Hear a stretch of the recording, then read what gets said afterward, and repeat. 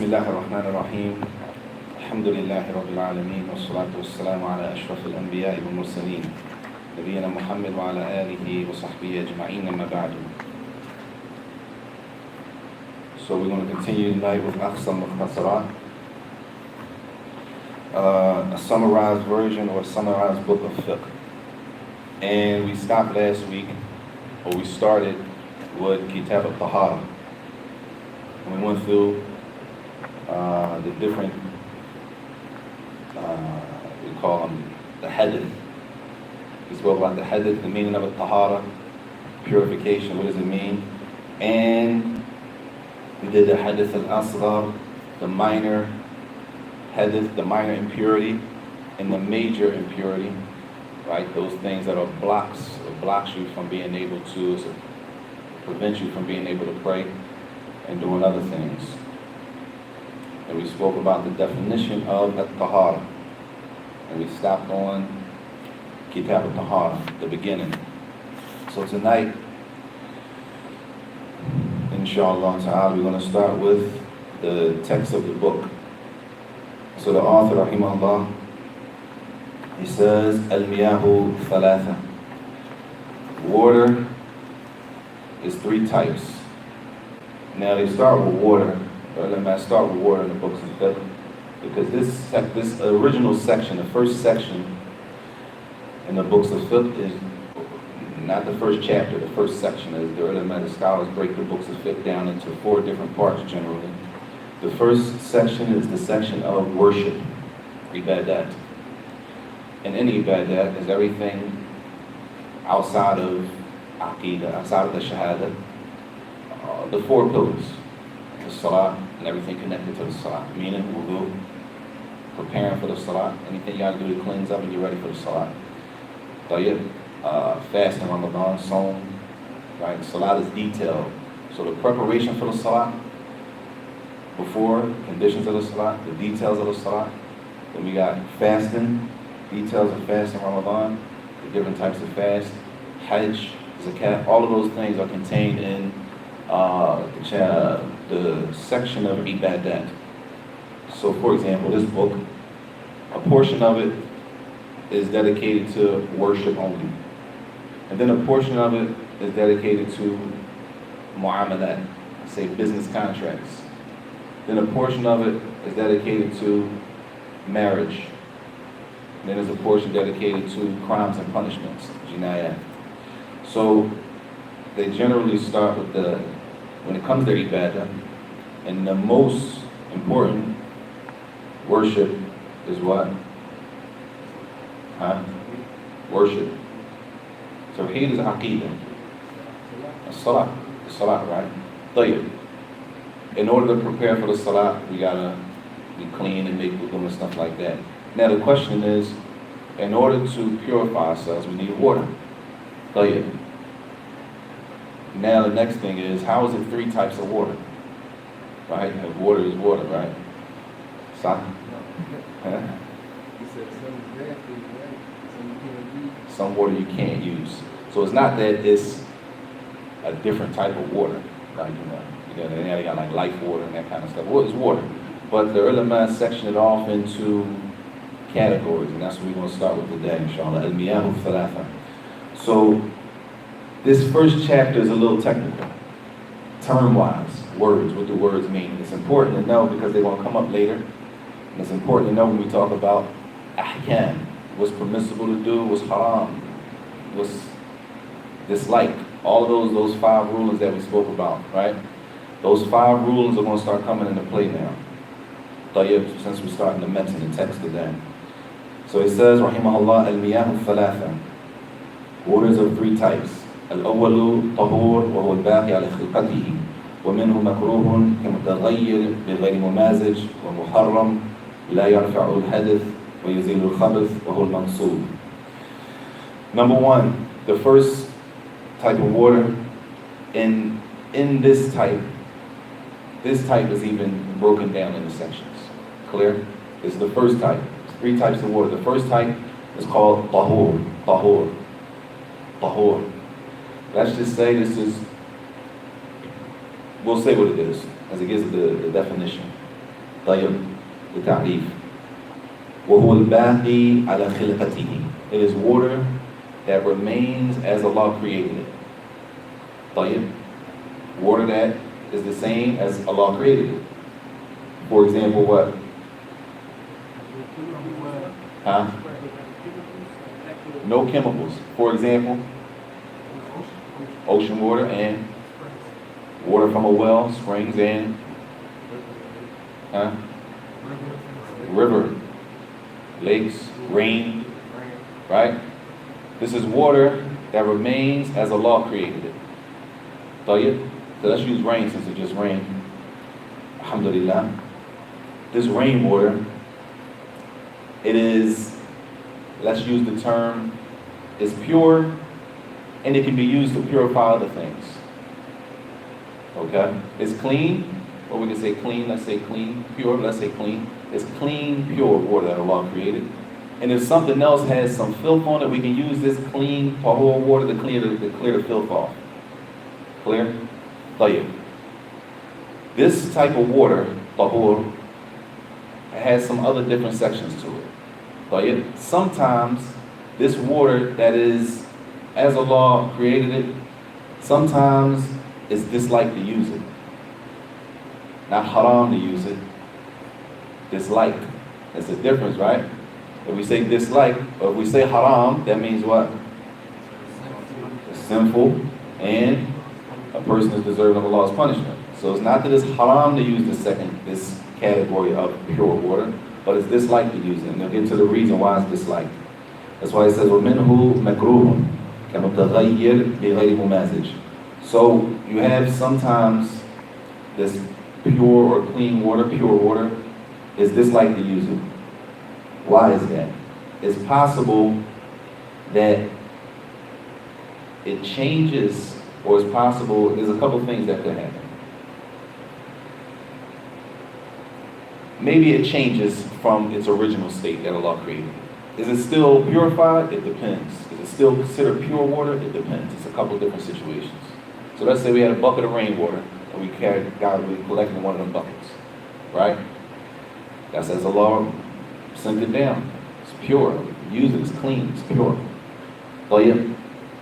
It's possible that you take water, for example, you know how you sit something in the refrigerator, and there's food in there, a liquid, and you pull it out, and when you drink it, you can smell the food. It's still what it is, but it has a smell to it, right? The ulama call that mujawara. The smell has been changed, but nothing's in it, right? It's been changed by what? A smell, right? So it's still pure, it's still tahur, it's still from that first category as Allah revealed it, but it has something that did happen to it, but that doesn't change its state. It can still be used to make wudu, it can still be used to make ghusl, clean other things off. That's one thing that could happen. Or it's possible that something is inside of the water itself, something is put in the water, right? Now, this thing that is put in the water, as the author says, غَيْرُ مُمَازِجٍ. When you put something in the water, one or two things can happen, right? If I take a cup of water, pure water, and I put something in it, one or two things can happen. Either A, that thing that I put in there is going to dissolve in the water, right? It could dissolve in the water, and it could mix with the water, right? If that's the case, if it dissolves, this affects the water. Now this is a problem. It's a problem with using that water now, because if it dissolves in the water, that means it changes. Either it changes the taste, smell, something is in it and it changes. The first situation, there was nothing inside of the water. It was just a smell. Nothing was in it. This time something is in the water. It changes. This affects that water now. It's not in its original state. But if that happens and the water changes, if it dissolves and the water changes, then that's a problem. Okay? Second situation, it's possible to put something in a cup of water and it doesn't dissolve. Right? Let's just say nobody's going to do this, but if you put a pen, right, it doesn't dissolve a pencil or a pen. You understand what I'm saying? Not that you would do that, but say that was the case. If that's the case, if something is in the water that doesn't dissolve, right? In this case, yes, it changes maybe something from the water, it didn't dissolve, but it's dislike to use it. Dislike. Why? Because there has been some change, right? Something did change. Everybody with me? Let's go back. It's possible to put something in water and it doesn't dissolve, right? It doesn't dissolve in the water. Methylene, for example, in a lake or a river, a lake, let's use a lake. There's trees around the lake, right? Water falls in the tree, or water falls in the water. I mean, a leaf falls in, and what happens? The water changes color, right? It changed. What changes water? What I forgot to mention, either the smell changes, the taste changes, or the color changes. A leaf falls in the water and the water changes, right?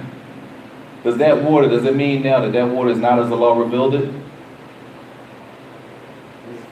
In reality, it changed something, the color changed.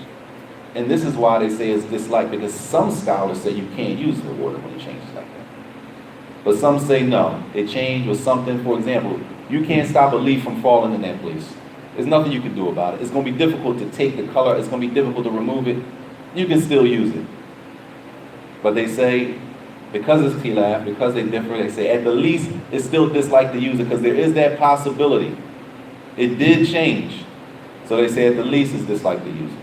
This is the water that Allah revealed. Rain. Right? Everybody with me? Tayyib. That's the second category where they say it's disliked. Why? There has been some change, but the ulama differ if that change affects the water or not. Clear? The first one, tahur. Allah revealed it and it stayed like that. Rain came down, we grabbed a bucket of water, we got rainwater. Right? The lakes, the oceans, natural water, as we say. The second one, yes, it is that natural water, but there was some change by something that we had no control over, basically. We don't have any control over leaves falling in ponds and stuff like that. So yeah, it's possible, as he says, that this tahur, this water that Allah revealed, it's possible that it is haram to use it. It's possible sometimes. It's not permissible to use it. If you do use it, then it's sinful. Right now?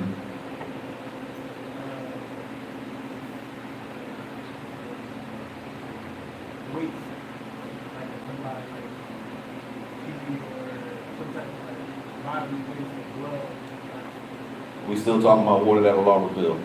When is it haram to use, for example, rainwater?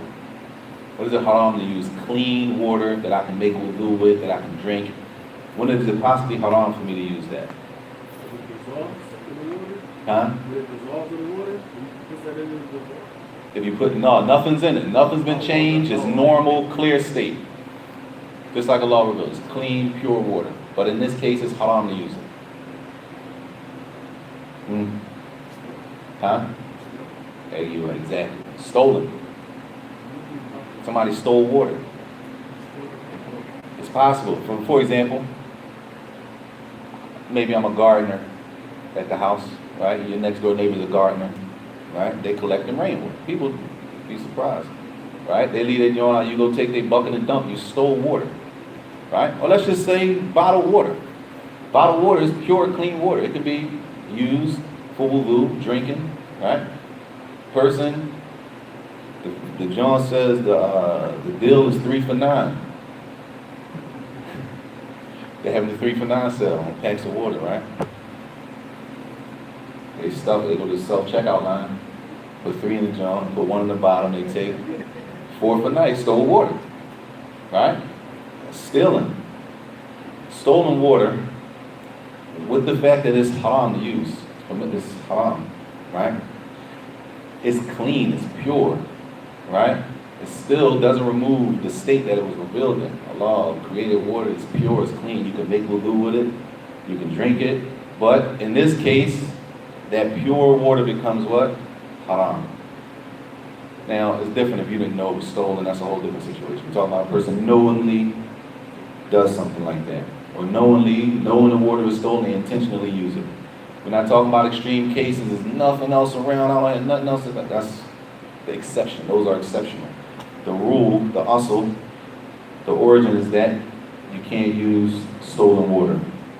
In reality, what would a person be doing? A person would be using stolen water to do an act of worship. Right? They were using a stolen bottle of water to make wudu with. Stole a whole pack of water, bring it to a bunch of brothers and say, hey, we can just use this to make wudu. Right? So they say in that case, the pure water is haram. The pure water is haram in that case. That category is finished, which is tahur, which is the water that stays in the state that Allah revealed it. That's the first one. Sometimes that water is disliked to use, and sometimes that water is impermissible to use. Clear? Because it's impermissible to use and because it's disliked doesn't mean that it came off of its origin the way Allah revealed it. It's just situational. Okay? Situational. The water is pure, it can be clean, it's pure, it can purify other things, but it's stolen, so you can't use it. Tayyib, tahur. The next category of water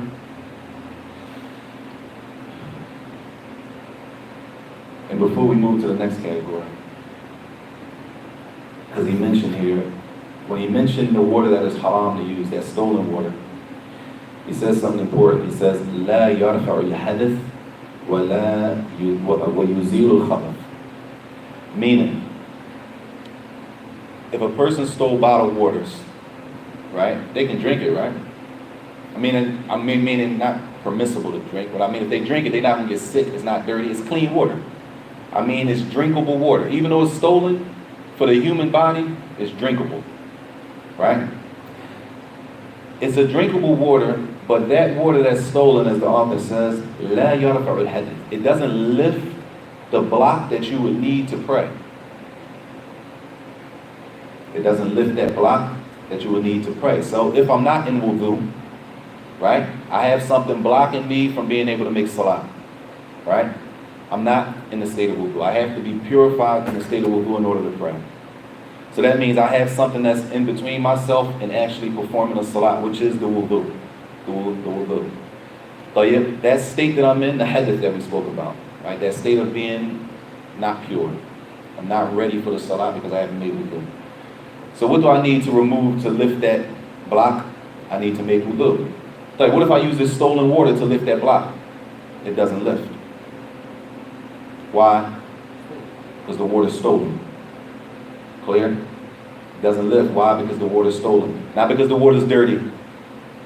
Not because the water is dirty, because the water is stolen. Everybody with me? طيب. He says, وَيُزِيلُ الْخَبَثِ. طيب.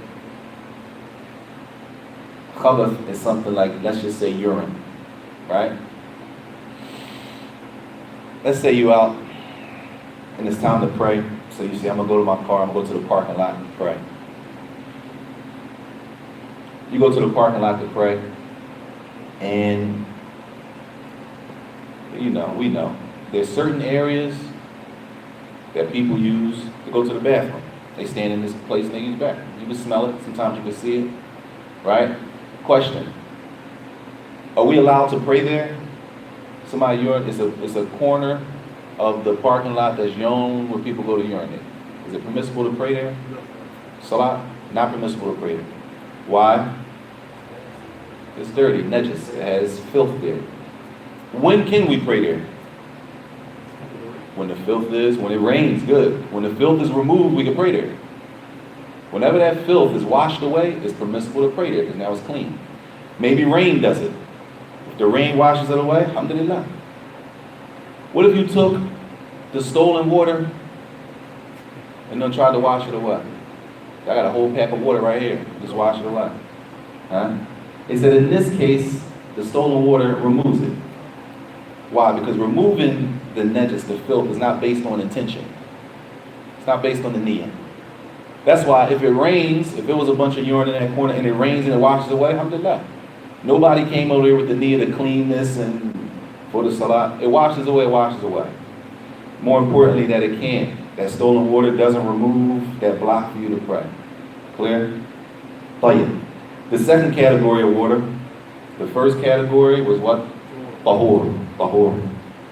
And that's what remains as Allah created it. The second category, Athani Tahir. This category is called water that is Tahir. And this water is pure, it's drinkable, right? But it doesn't lift the block in order to pray. It doesn't lift the heaven. Clear? With me? طيب. Let's go through it. It says, لا يرفع الحدث ولا يزيل الخبث. طيب. This type of water, it doesn't remove, well, let's just say it like this. This type of water, you can't make wudu with. Because wudu is what's going to lift that block in order so we can pray. Right? I'm in a state of hadith. I broke wudu. I went to sleep. I used the bathroom, whatever the case may be. So now, I have something that I have to do before I can pray. I have to fulfill a condition before I can step and pray the salat, which is wudu. طيب. If I use wudu or make a ghusl, there's a certain type of water I have to use to do it. That's what this whole chapter is about. In order to make wudu and prepare for the salat, there's a certain type of water we have to use. Not all liquids are acceptable. You can't just use any liquid and say, I'm making wudu with this. Right? You can't get some soda, right, because it's a liquid. It has to be pure water. So this type of water, yes, it's water. Yes, you can drink it, but you can't use it to make wudu with it. You can't use it to lift that block. And it also doesn't, if you poured it in that corner, it wouldn't clean it either. The second type of water, tahir, you can't use it for wudu to get prepared for the salat. And if you wanted to clean off an area that was on the ground or something, or was on your shirt or your pants, you couldn't use this for that either. طيب. What is it? هو المتغير بممازج طاهر. It is something that is, remember we said you put something in water, and it what? It dissolves, it changes the water. And they give the example, for example, you put milk in water. What happens to the water? It changes the color and the taste. Is it water? It was water before you put it in there, right? It was water before you put the milk in there. Or you might put sugar in there. The sugar dissolves and it changes the taste, right? When that happens, especially if we say, مثلا, before I say for example, this is a cup of water, right? You leave, come back, I put a coffee creamer in it. Some little coffee creamers. You come back and you say, what's that? What do I say? Is it water? If I say water, you're going to say, well, that's not water. Why? Because it's a color to it. What you put in it? I put 2 coffee cream. Oh, well, that's coffee creamer. That ain't water. Just like that. Once the name changes, you can't use it for wudu. Everybody with me? Clear? It's not what it used to be. Okay? So in that case, it's not like putting the pencil in where it's still water. No, you put something in it, dissolved, it changed the color, it changed the taste. That's a different situation. In that case, it might still be drinkable, right? But it's not, we're not able to use it for wudu, removing the block to pray, removing the hadith. Clear? طيب. There's a mas'ala here that might be hard to picture. But for people who have that issue, we don't really have that problem based on our living conditions. What I mean is, even now, there are laws about cutting people's water off, right? So alhamdulillah, we go to the faucet, we turn on water, we don't have to save water to use again and stuff like that. So we won't go into that, but there are issues connected to that. But we won't do that for the sake of time. So the second category is water that's pure, is drinkable, you can intake it, but it can't be used for purifying anything else. It's clean and pure in itself, but it doesn't clean anything else. All right, that's called tahir. water that's tahir. If you look at the translation in some books, it might say for the first category, where the water that Allah revealed, sent down, it might say pure and purifies other things. It's clean and you can clean other things with it. This category is clean, it's pure, but you can't clean nothing else with it. So, for example, if I had some urine on my pants leg, I know a brother, he was working for the, he was a garbage man working for the city, right? He was out working, and while he was working, he said he got some urine on his pants, right, from throwing the trash. So he wanted to pray. Pray with urine on your pants? Urine, you can't pray like that, you gotta clean it off. So far, from what we did so far, if I wanted to clean off that urine, which category of water would I use? The first category or the second category? Huh? The first category, which is what? Huh? Tahur. But what does tahur mean? A person might say, what's tahur? What does that mean? Same as what? The same as Allah created. The water that remains the same as Allah created. They say, well, here goes some good water right here, but the brother, I mean, you know, it's my man, I work with him. He stole it. He got this one, you know what I'm saying? You use this? They say, no, we're not going to use that. Clear? The last category is water that can't be used for anything. So the whole thing for is like using the stolen water to clean the prank, that wouldn't fall into the category of using the stolen water to like clean the filth off you? Same thing. Oh, I see. It'll be the same. He could use the stolen water. He could. Mal itham. With the, it'll be sinful. It will be sinful, right? The stolen water, it cleanses things, right? But it's sinful to use it. It'll still be a sin, right? And I'll protect us and keep us away from disobedience. The last category of water is the water that can't be used for anything. Water that can't be used for anything. And it's called najis. Najis, a lot of times we say filth. Filth not meaning dirty. Everything that's dirty is not najis. Clear? Everything that's dirty is not necessarily what they call najis, filthy. Alright? When we say filth, Islamically, on the Islamic term, not in the English language like we say filth, because something could be filthy and just needs to be, right, just washed off. Filth, Islamically, is like urine. So for example, if I work, for example, I'm a mechanic, or I change tires, or I do anything that's laborious and I got sheetrock on me and whatever the case may be, I'm dirty. Because I'm dirty with that doesn't mean I'm Islamically filthy. Okay? I become Islamically filthy when I have something like urine on my clothes. I got dogs in the back of my house, not in my house. Muslims shouldn't have dogs in the house anyway. Not permissible to have dogs in the house as a Muslim. But guard dogs are permissible. I got guard dogs out back. I go out back to change the water. You know, it's a dog. I step in urine, whatever the case, it gets in my pants leg, and I'm on my way to the salat. I can't pray like that. That means I have to clean it off. Right? But in this case, this water is not drinkable. You can't clean anything off with it at all because it has najis in it. So let's just say it has filth, urine. It could be human urine, could be animal, a dog, right? And this is important because sometimes babies, so this is a change, or you're changing a baby, right? And you know, you open the diaper, boom. You know what I'm saying? And you get ready to go to the salat. So, in this case, right, let's just say water or urine falls in water. You can't look at these issues and think, well, how does that ever happen? It's not, how does it happen is not the issue. If it happens, what we going to do? End of the day, we Muslim, we got to pray. If this happens, what we going to do? And you'd be surprised. You come outside your normal element, what happens? So you ain't going to believe this. We're on the highway, we get a flat, this happens, and this fault, and something happens. What are we going to do? How are we going to handle it?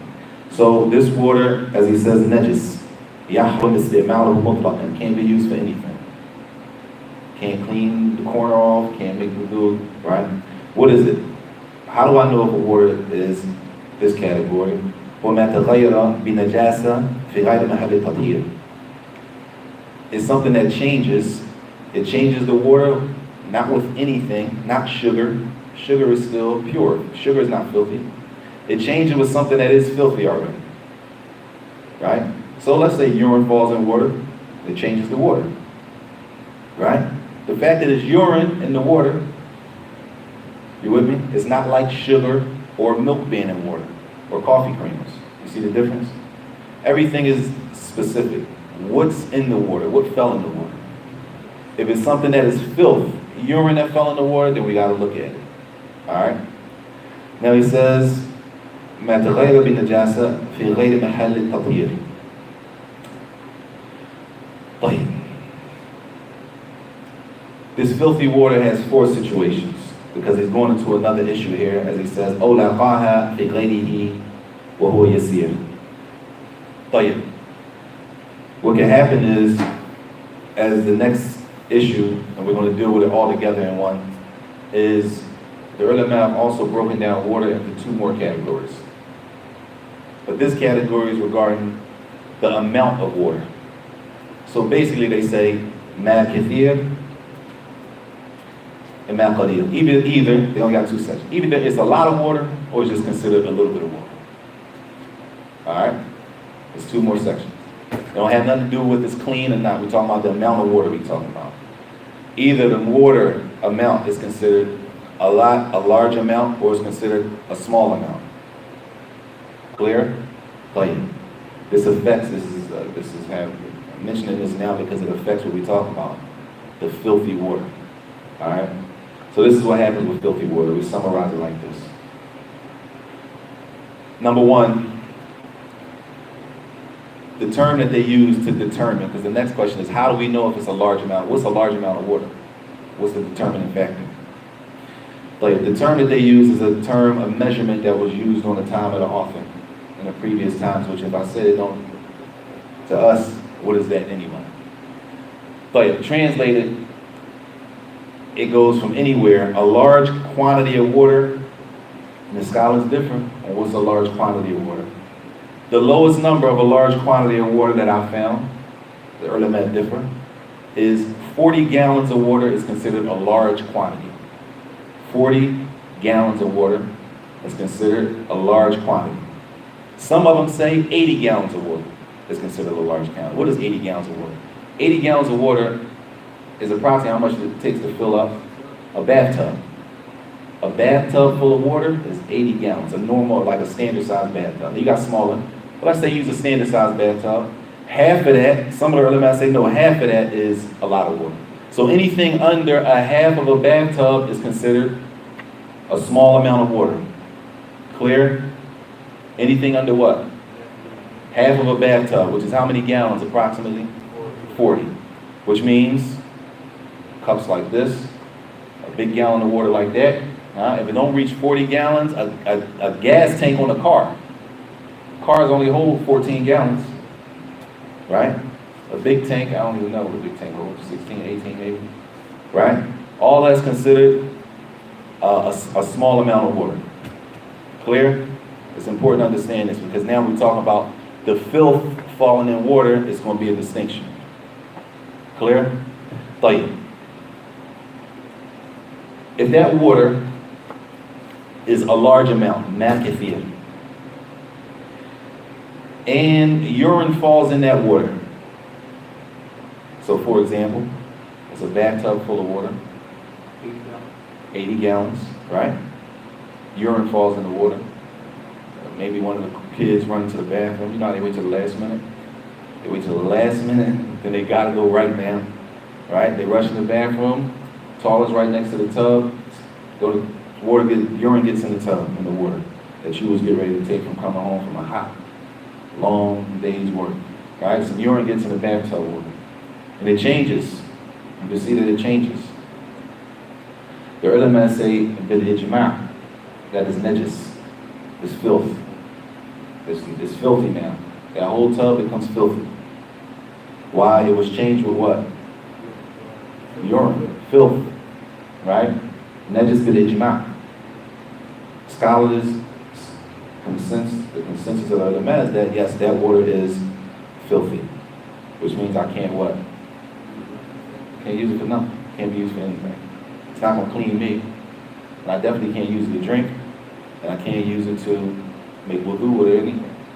So yeah, what if that water, that same full tub, kathir, it's a lot of water, and urine falls in it, but you don't see any change? Huh? Kathir ghayr mutaghayyir. It's kathir, it's a lot of water, some urine fell in it, but it doesn't change. Huh? Huh? This is important. We're talking about a lot of water, 80 gallons. In this case, the ulama say it's still pure, bil ijma', consensus. Bil ijma'. And ijma', if you don't know, ijma' in itself is dalil. Quran, Sunnah, ijma'. Ijma' is a dalil. If I don't know, for example, I don't know the hadith that supports that. But I do know it's ijma'. And that's a dalil by itself. Ijma' is a dalil by itself. So if it's a lot of water, that full bathtub, some urine falls in it, and nothing changes.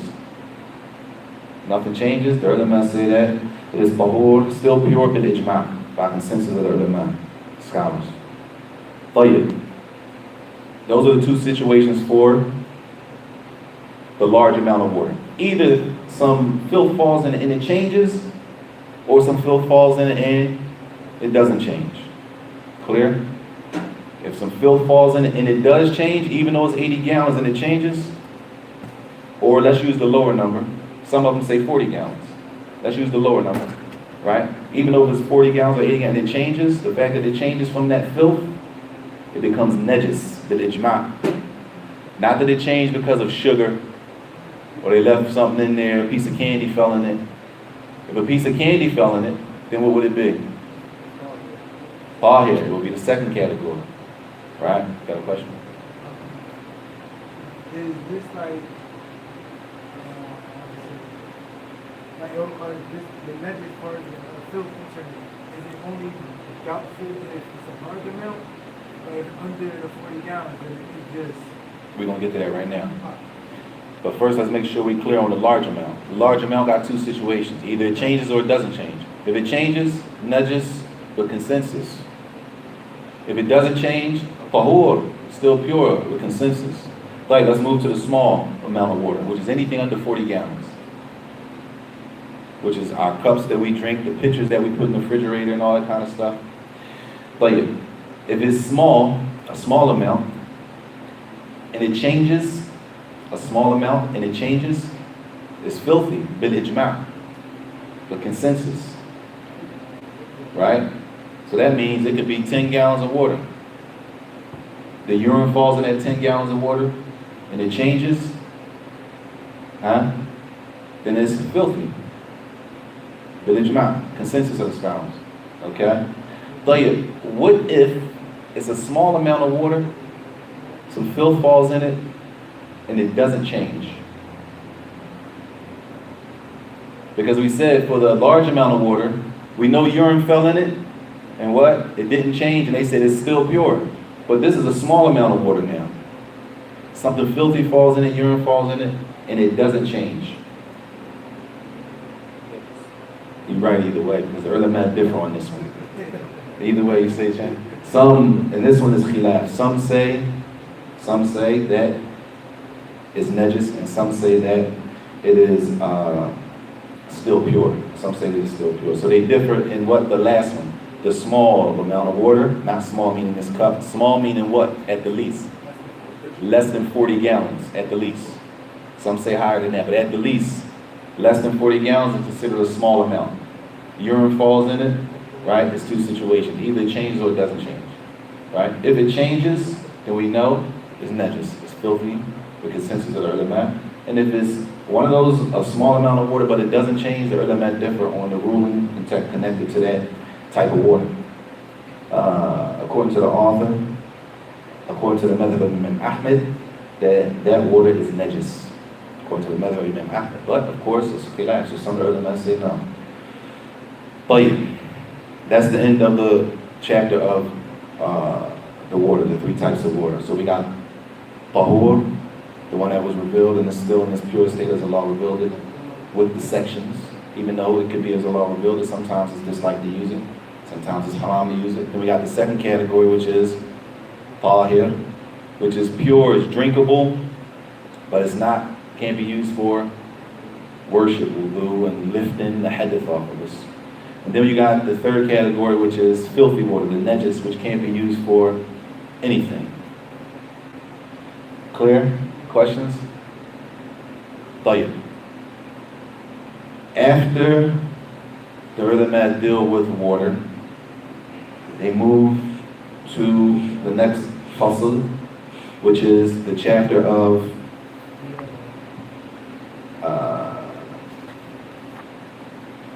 containers, dishes, right?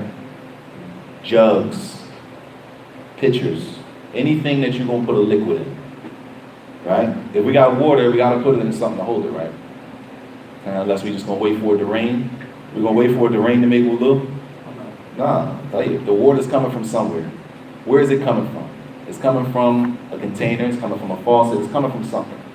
Like that chapter is the chapter of Al-Aniya, which is the containers, we'll say. Not just containers though, not just containers, right? Anything that's going to hold water. But let's just call them containers to keep it general. Now, he starts off, rahimahullah, with a qaida, which is an asl, it's an origin. And it's important to know we live by, the sharia is based on qawaid, principles and origins. The origin of something is this, and it makes life easy. It makes life a lot easier when you know the origin of something. So for example, what's the origin of water? Is the origin of water that is filthy or that is pure? Pure. That's the asl. So if you find water, somebody say, hey, you can make wudu with this. You don't have to say, well, wait a minute. Did somebody urinate in this? Did anything? You don't have to do all that. The asl is that it's pure. Now, say for example, I want to say this intentionally. Say for example, you want to make wudu, but it's an open water that the brother was drinking. Brother or sister was drinking out of that bottled water, right? They drunk half of it, third of it. But you gotta make, here, you can use this, make wudu with this. Yeah, good. The asl is that what? It's good to use for wudu. Unless something shows us that it's changed. Once we see a change, we investigate the change. What's the change? What changed it? Now the fact that, and this is us, the fact that you put your mouth on it and all that, that don't remove it from its state of being able to make wudu with it. That's a personal preference. I'm cool. I think I got one in the car. That's a personal preference. That don't mean if the brother next to you says, I'm using that his wudu ain't, or her wudu is not proper. Clear? That's personal preference, the fact that somebody drank out of the bottle. So he starts off with the qaida, kullu ina'in tahir. Kullu ina'in tahir. Every container, the asl of containers is that they're pure. You can use them. That's the origin. So if somebody gives you a cup to drink water out of, you don't have to look at the cup. And of course, we're not talking about dirt. You say, wait a minute. And they got a dog. Your dog doesn't lick out of it. Your dog drink out of it. The asl is that they're pure containers, pitchers, jugs, bowls. The asl is that they're pure until something comes and shows us that it's not. It says, tubahu mubah. What is mubah? Mubah is one of those 5 rulings, right? Mubah is what? It's in the middle, meaning it's what's not connected to it. It's not halal. It's not wajib. It's no reward connected to it, and there's no punishment connected to it. Right? Mubah, tubahu. So if you use it, you can. Tubahu ittikhadhu. Any type of dish. You can take it and sit it in your house for decoration. Maybe you take it, you was traveling, you bought this dish from this exotic place you was in, you brought it home. I'm going to use this for wudu. Cool. I'm going to use this to sit on the mantle in the house. All dishes are permissible to do. All containers are permissible to do that. What's their malum? You can use them. You can drink out of them. You can use them for wudu. You know what I'm saying? maybe you want to use the exact amount that the Prophet used to use. How much is a mud? You put it in this jar, you say, I'm going to make wudu out of this. Pour this for me. You can do whatever you want to do with them. Sit them in the house for decoration. All containers. Clear? That's the origin, that's the asl. The exception to the origin is coming after that. There's some containers we can't use. There's some dishes that we can't use, haram to use. So, like what? Gold cups, gold containers, and silver. We're talking about pure, y'all. We're not talking about, I'm saying, plated stuff. Not talking about the color. You bought a bowl and it's the color of gold. No. We're talking about gold cups. We're talking about silver, real silver cups and dishes. Okay? Not plated stuff. People get confused when they come to that like watches. It's a plated watch. Like it ain't no gold. That's not real gold. It's a plate. It's just the color. Not talking about the color. Gold. But he says, إِلَّا أَن يَكُونَ ذَهَبًا, except if that dish or that container is gold, أو فضة, or it is silver. So if you got a silver cup or a gold cup, then those things are not permissible. Not permissible to what? To drink out of them or decorate your house with them. Right? That's why it says to yubah, taking them, decoration, using them, all of them, all things, all, as long as they're all containers, right? Yubah, use them, do what you want with them, except for gold and silver. Clear? There's one more, because now it's a little more detail. You with me? Mathalan, and of course, y'all, like we said before, this is based on the hadith of the Prophet ﷺ. It's not just they coming up with this. But of course, this book is not on that level to mention dalil for everything. Alright? It's not that there's no dalil. I got the dalil, I'll read it just for comfortability, just for barakah. The hadith of the Prophet ﷺ, لا تشربوا في آنية الذهب والفضة. Don't drink from gold and silver containers. ولا تأكلوا في صحافها. And don't eat off those gold and silver dishes, plates. Then he said, فإنها لهم في الدنيا. The gold and the silver plates and dishes are for them in this world, meaning who? The non-Muslims, right? وَلَكُمْ فِي الْآخِرَةِ. And they're for you all in the hereafter. In the hereafter, then we can drink from gold and silver. But the Prophet said we can't drink from gold and silver in this world. So when we see a non-Muslim and they drinking from gold, that's on them. Right? We know where we stand with our Lord.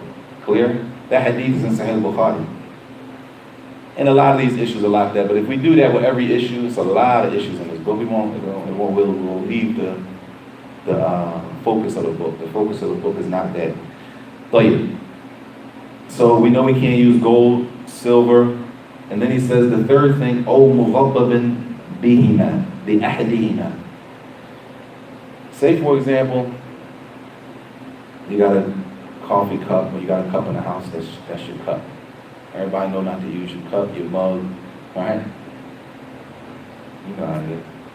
So you come in the house, you use your cup, everybody's sitting around quiet.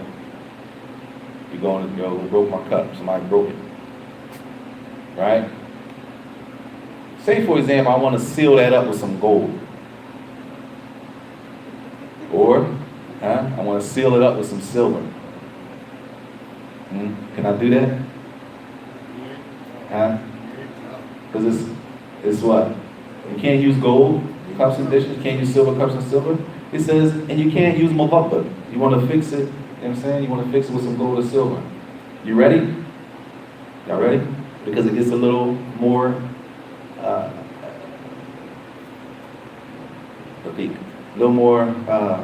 detail. Except if that gold and silver you're going to use, that gold and silver that you're using to seal that crack, it says lakin tubah. Again, mubah, permissible. No sin attached to it, no reward attached to it. Tubah, dabba, to seal it. If it is yasira, a small min fidda, and it's from silver, not gold, lihaja, and there's a need for it. So I get a crack in my favorite coffee cup. I want to seal it up, right? I say I'm gonna use this silver. It's a small, first of all, I gotta be a little small that I'm using, a little crack in there that I'm sealing it up with, right? Everybody with me? I'm sealing it up with a small crack, right? What I'm sealing it up with is not gold, it's silver, not gold. And there's a need. Not that I just come in one day, somebody gave me some silver, and I say, dang, man, I'm using this for something. I'm gonna just outline my cup with the silver, right? La, that's be a haja. So did it mean a need as in a need to fix it, or a need for the cup? A need to fix it, right? A need to fix it. I'm using the cup as an example, right? There's a need, there's a crack. Why? What is this based on? This is based on the hadith of the Prophet that one of his bowls cracked, alayhi salatu wasalam, right? The hadith is here if y'all want me to read it just for, the hadith is here just for barakah. One of his bowls cracked, alayhi salatu wasalam, in kasra, so he took and he sealed it up with silver. So now the question is, what's small and what's large? Right?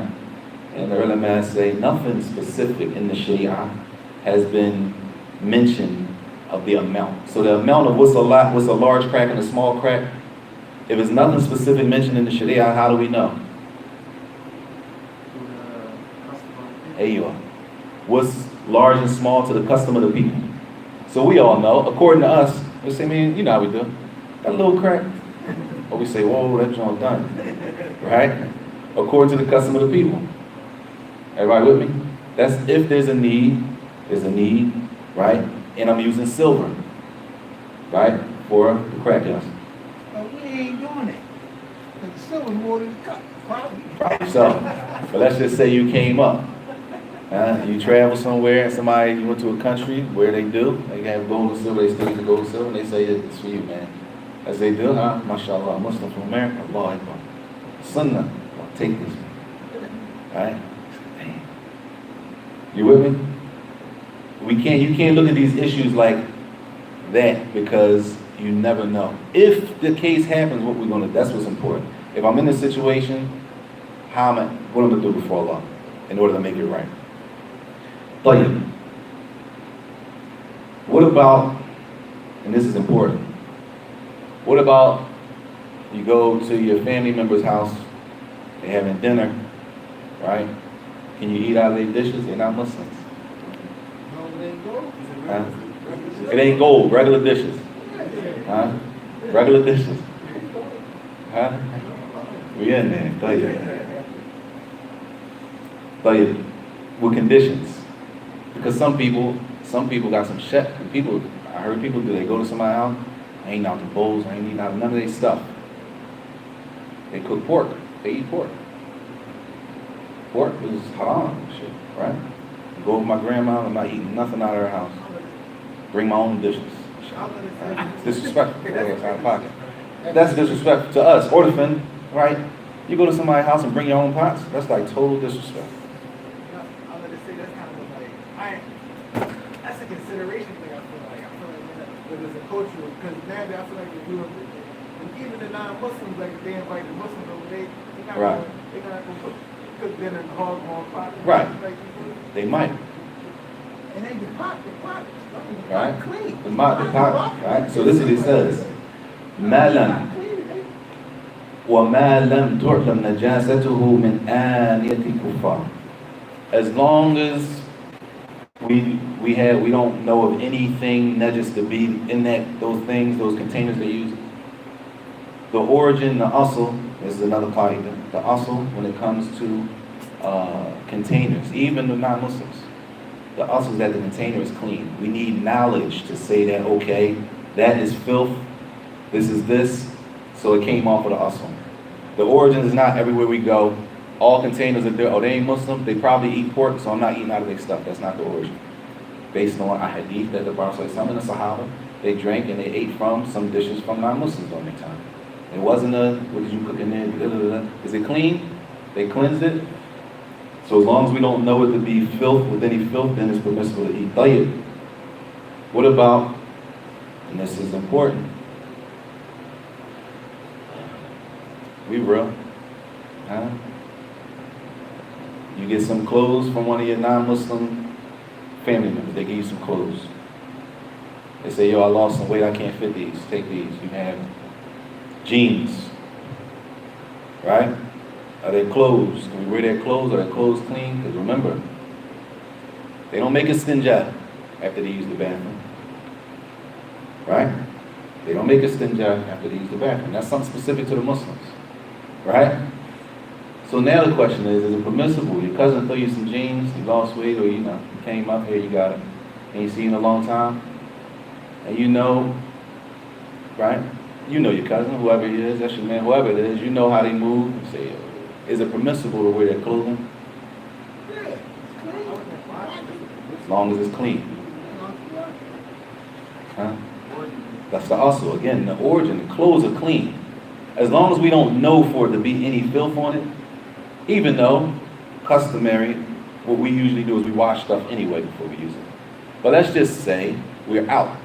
You get caught in the rain. He pulls some jeans out of his bag. You already had what's his name? No, I ain't gonna say that. Right? You out, you get caught in the rain.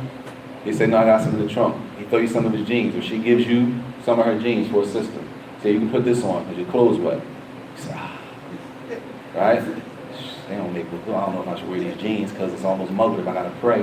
Right? You see how it gets? It's easy when you know the origin. The asl is what? Clothes are pure. Even clothes of the non-Muslims, they're pure. Unless we get something solid that tells us that there's some filth on it. Clear? You see how the origin of things makes life easy. طيب. He says, وَثِيَابُهُمْ طَاهِرًا. Also their clothes are pure, and that's the origin. With the condition, as long as we don't know of any thing that was filthy being on their clothes. طيب. طيب. We'll stop there. If there's any questions before we stop to pray, inshallah ta'ala. Any questions? طيب. We'll pick up next week.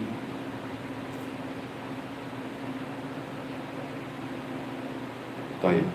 We'll pick up next week, inshallah ta'ala, with the next chapter, which is the chapter of Fasl al-Istinja. The chapter of Istinja, making Istinja. طيب. وصلى الله وسلم وبارك على نبينا محمد وعلى آله وصحبه وسلم.